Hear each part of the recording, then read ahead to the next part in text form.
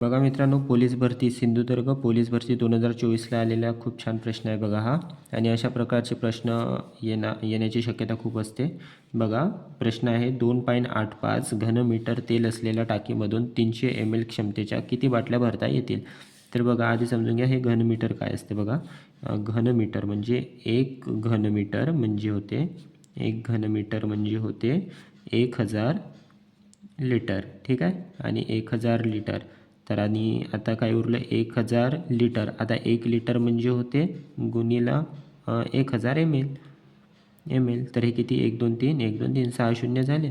म्हणजेच 1 घनमीटर म्हणजे होते 10⁻⁶ म्हणजे 10चा वर्ग 6 ml. ठीक आहे. हा वाला कन्वर्जन लक्षात ठेवा तुम्ही.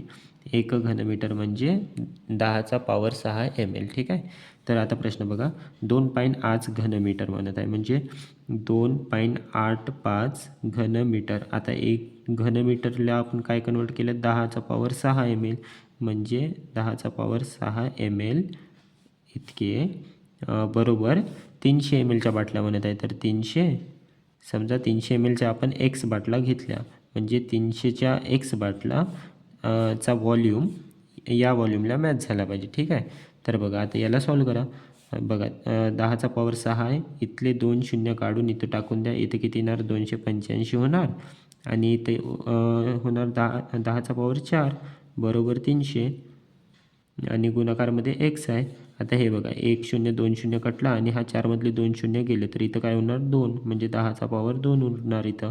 आणि हे 3ला जर 285ला भाग दिले तर इथे येणार 95 म्हणजेच काय उरलं शेवटी 95 आणि हे गुणाकारमध्ये 10⁻2 बरोबर आहे x बाटल्या भरल्या आपण तर काय येणार बघा 95 आणि हे 10⁻2 म्हणजे 100 बरोबर आहे x म्हणजे 9500 बाटला x. ठीक आहे.